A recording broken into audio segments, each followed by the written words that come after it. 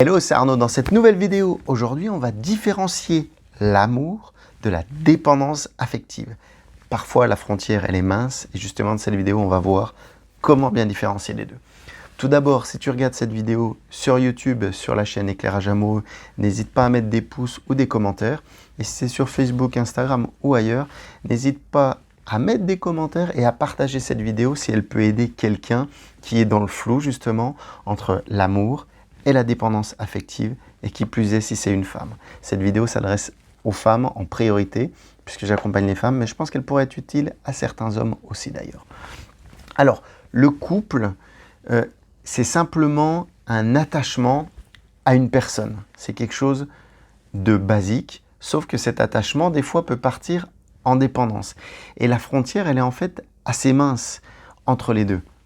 Et c'est selon l'intensité de la relation. C'est pour ça que selon chaque relation, il faut vraiment faire le point, creuser et comprendre les choses. On ne peut pas tirer des grandes explications sur des on dit, des on croit ou des peut-être. Il faut vraiment étudier en profondeur la situation de la personne.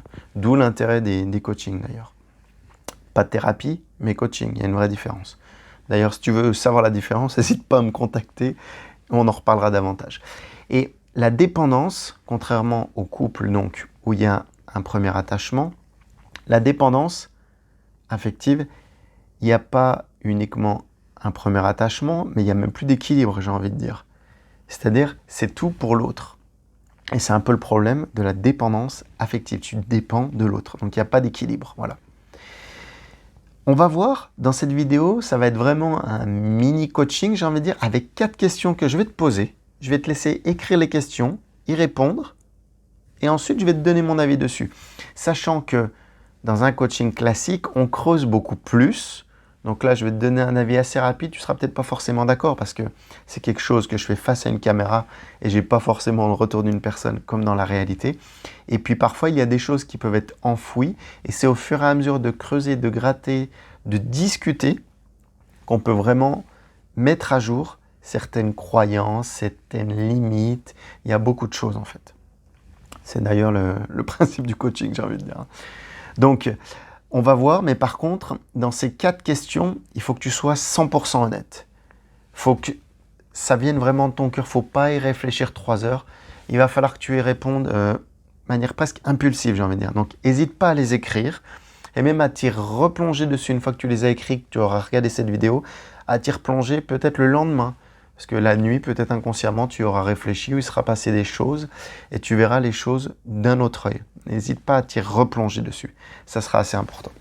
Alors, pour rentrer dans le vif du sujet, la première question, ça va être en couple. Pourquoi tu t'es mis en couple en fait? Est-ce que c'était pour ne pas être seul dans la vie? Donc, quel est d'après toi le but du couple? Est-ce que c'est pour ne pas être seul dans la vie? C'est même cette deuxième question qui est encore mieux, je dirais. Est-ce que tu as peur ou pourquoi tu ne veux pas être seul dans la vie? Excuse-moi, j'ai orienté un peu, c'est déjà pas bien. Pourquoi tu ne veux pas être seul dans la vie? Quel est le but, ton but d'être en couple? Je te laisse écrire. Ce qui est important en fait, dans l'idée de couple, c'est qu'il ne faut pas qu'il y ait de l'attente de l'autre. S'il y a uniquement de l'attente de l'autre, il va y avoir de la dépendance affective, puisque tu attends par rapport à l'autre et même pas par rapport à toi. Et ce qu'il faut, en fait, ce qu'il faudrait voir, j'ai envie de dire, ça serait par rapport à toi et par rapport à vous deux, mais pas par rapport uniquement à l'autre. Parce que l'autre, comme je te disais, ça va être de la dépendance affective. Par rapport à toi, ça va être compliqué. On a toujours du mal à s'auto-analyser, à s'analyser soi-même. Et qui plus est, des fois, on a du mal à s'analyser ensemble. Donc ça, c'est quelque chose vraiment à creuser. Mais il y a des exclamations, des phrases qui font tout de suite qu'il y a un fort taux de dépendance, que c'est là, tu remets la faute même à l'autre. Et ces phrases, je les ai notées parce qu'elles sont vraiment précises. C'est quand, classiquement, plutôt une femme, dit à l'homme qu'elle n'est pas bien avec lui. Je ne suis pas bien avec toi. Tu rejettes la faute sur l'autre. Mais il y a même encore mieux, tu ne me rends pas heureuse. Donc c'est-à-dire que tu ne voulais pas être seule dans la vie. Et la troisième, c'est tu ne sais pas ce que je veux. Peut-être que tu ne le sais pas toi-même. Toi, il faut vraiment creuser donc sur toi, puis sur vous deux après. Et en fait, pour moi, le but d'un couple, c'est pas de ne pas être seul dans la vie. Le but d'un couple, c'est vraiment partager une vie en fait. C'est vraiment plus dans cette idée-là. Ça, c'est pour moi. Je te donne mon avis, il est bon, il est mauvais, c'est le mien. Tu as un avis différent, je pense. Il n'y a aucun souci. Mais moi, c'est mon approche des choses, tu vois. La deuxième question. Qui est responsable de ton bonheur? Qui est responsable de ton bonheur? Je te laisse l'écrire. J'irai même plus loin. Est-ce que c'est ton partenaire le seul responsable de ton bonheur? Si là, c'est encore que de sa faute que lui, il y a encore une idée de dépendance affective. Donc, qui est responsable de ton bonheur? Tu peux me dire, je sais pas, tes parents, ton frère, ton chien, des sucreries, des gâteaux, une passion. Chacun a sa réponse. Et est-ce que ton partenaire est le seul responsable de ce bonheur? C'est une double question, mais c'est important. Souvent, quand il va y avoir là encore un problème de dépendance affective, ça va être des phrases du style « il me complète, c'est grâce à lui que je suis ce que je suis aujourd'hui ». Dans cette idée-là, il prend toujours les bonnes décisions. Tu remets en fait totalement sur l'autre. Tu donnes les clés de ta vie à l'autre en fait. C'est ça dans l'idée. Mais les clés de ta vie, de ton bonheur là en l'occurrence, de ton bonheur amoureux déjà, j'ai envie de dire. Même ton bonheur, ça peut être ton bonheur professionnel d'ailleurs. Hein. Donc ça, c'est à discuter aussi. Mais ce qu'il faut voir, c'est par rapport à toi, c'est que tu ne peux pas en fait donner, j'ai envie de dire, le bonheur que tu n'as pas. C'est pour ça que je te demandais qui est responsable de ton bonheur. Parce que si toi déjà à la base tu n'as pas de bonheur, tu n'as pas une vie heureuse, tu n'aimes pas ce que tu fais, tu ne t'aimes pas, comment tu veux donner un bonheur que tu n'as pas? Ça va être compliqué. Donc là après, on peut voir la manière, pas la manière, mais ce dont tu as besoin, ce à quoi tu réfléchis, qui te rendrait heureuse, qui t'amènerait du bonheur. Ça c'est pareil, c'est avoir un accompagnement.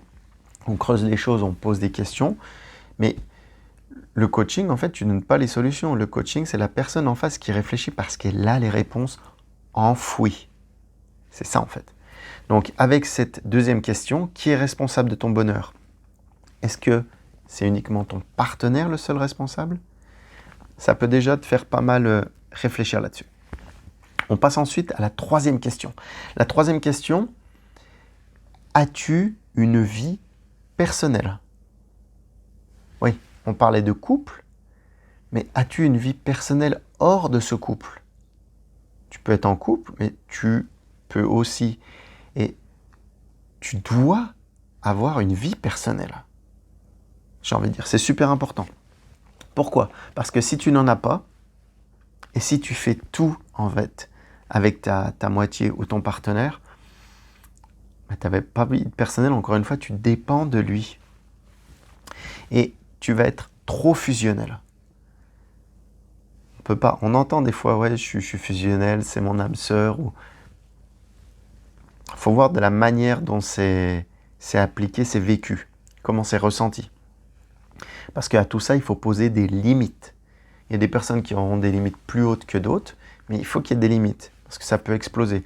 C'est-à-dire que si tu es trop fusionnel avec l'autre, même l'autre, à un moment, peut en avoir marre et se barrer, hein, en fait. Simplement. Hein. Donc, est-ce que tu as une vie personnelle? Ça, c'est super important. Et il faut comprendre, il faut bien comprendre que l'amour, ce n'est pas à 100% aimer tout ce que fait l'autre. Parce que là encore, on est dans le côté fusionnel et dans le côté dépendance affective. Et si tu aimes 100% de tout ce que fait l'autre, même que tu le fais avec lui, tu vas pas te découvrir, tu n'auras pas de vie personnelle. Et là, c'est super triste et c'est pas bien. Là, je suis un peu chaos dans cette vidéo, je suis désolé. Je casse un peu le moral, mais parce que là, cette vidéo, elle est directe et elle creuse. Hein. Je mettrai, je pense d'ailleurs, en commentaire. Mais il faut vraiment que grâce à cette question, as-tu une vie personnelle, que tu creuses et ça va t'amener plein de choses en fait. Parce que quand tu as une vie personnelle, qu'est-ce que ça t'apporte? Tous les bienfaits que ça t'apporte. Ça te permet de savoir tes passions, de connaître tes envies, également ton niveau de motivation, tes compétences, tes capacités à faire des choses ou pas. Et tout ça, tu vas pouvoir vraiment l'apporter en plus dans le couple. Ça va être du plus. C'est comme ça que le couple, il va grossir. Tu vas pas mettre à la place ou en plus, ça va être, enfin si, ça va être du surplus, j'ai envie de dire, dans cette idée-là. Mais tout ça, c'est pour ça que c'est important d'avoir une vie personnelle, voire d'être heureux. On en parle un petit peu plus loin également aussi. Voire d'être heureux avant toi, avant de vouloir l'être dans le couple. C'est juste avant, hein, c'est ce que j'ai dit. Hein. Tu ne peux pas donner le bonheur que tu n'as pas toi-même. On en revient là-dessus. Donc, une toute dernière question. Là, on a bien creusé. Une dernière question, celle-là va faire mal, elle va piquer, mais au moins, ça sera net. Je pense que tu sauras vraiment faire la différence entre l'amour et la dépendance affective. La dernière question qui pique, ça va être, est-ce que tu as peur de la fin de votre relation? Celle-là, elle pique, elle est terrible. Mais ça pour tout le monde. Hein. Est-ce que tu as peur de la fin de ta relation? Je te laisse l'écrire. Là, ça va sous-entendre directement quelque chose. Si tu as peur de la fin de ta relation, c'est que tu as peur de la solitude. Peut-être même peur du rejet. On a souvent, beaucoup de personnes ont une peur du rejet parmi toutes les peurs qui existent. Ça a creusé d'ailleurs également. Mais si tu as peur de la solitude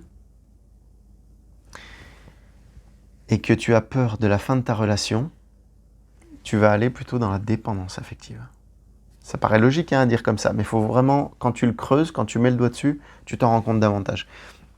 Et pourquoi, en fait, il faut avoir une vie de solitude également, déjà une vie personnelle comme on en parlait juste avant, mais goûter et connaître sa vie seule. Parce qu'une vie seule n'est pas forcément malheureuse. Une vie de célibataire n'est pas forcément malheureuse. Pas du tout. Au contraire, elle t'apporte plein de choses. Là, on va y venir dedans. La première des choses, quand tu as une vie de célibataire, elle t'amène des opportunités que tu n'aurais pas forcément quand tu es en couple. Première. Et puis, la deuxième, hormis les opportunités, c'est que tu peux faire des découvertes parce que tu es avec toi-même, des découvertes seules qui vont te permettre de grandir, de te construire, de te connaître, comme on a vu un petit peu plus haut. Hein. Les passions, les envies, motivations, compétences, capacités pour apporter en plus dans le couple. Et bien en fait, cette vie seule, elle va t'apporter en fait toutes ces opportunités, ces découvertes, ces points bonus, ces bénéfices, ces gains, ces avantages. Donc il ne faut pas que tu n'aies peur, il ne faut pas que tu aies peur de la fin de ta relation. Simplement, il y a une chose qui est importante, on peut faire une belle métaphore, l'amour en fait, c'est pas une voiture l'amour. C'est-à-dire que tu prends l'amour et tu le poses dans ton couple et hop, ça y est, t'es tranquille, c'est fait. Non. Même si tu as un contrat de mariage, tu peux divorcer, il y a plein de choses en fait. L'amour, il peut partir n'importe quand. Et si tu n'as pas du temps de qualité, donc tu auras construit avant, en tant que célibataire, en étant heureux, tout ce qu'on a vu dans la vidéo. Si tu n'as pas du temps de qualité à partager avec ton partenaire, eh ben en fait, tu ne profiteras pas de la vie à deux. Ça va être une souffrance et justement, tu risques de tomber dans de la dépendance affective. Et c'était le fameux but de cette vidéo, de voir vraiment la différence entre l'amour et la dépendance affective. Donc j'espère qu'elle t'aura vraiment aidé. Je te répète les 4 petites questions, au cas où tu ne veux pas retourner en arrière dans la vidéo, ce qui serait compréhensible parce qu'elle est quand même chargée. Elle fait 15 minutes, 4 questions, mais elle est chargée. La première, pourquoi tu ne veux pas être seul dans la vie? Quel est le but d'être en couple? La deuxième, qui est responsable de ton bonheur? Et est-ce que c'est uniquement ton partenaire le seul responsable? La troisième, as-tu une vie personnelle? Et la quatrième, enfin, as-tu peur de la fin de ta relation? J'espère que cette vidéo t'aura vraiment aidé. N'hésite pas à mettre des commentaires ou à la partager justement à une personne, une femme qui ne saurait pas si elle est dans la dépendance affective ou un peu dans de l'amour. Ou... Je pense que les 4 questions pourront déjà l'aider. Et puis, si toi, ou même si cette personne veut aller plus loin, qu'elle n'hésite pas ou que tu n'hésites pas à me contacter sur arnaud.rivière et on en discutera avec grand plaisir. Je te souhaite une excellente soirée et je te dis à bientôt. Ciao, bye bye.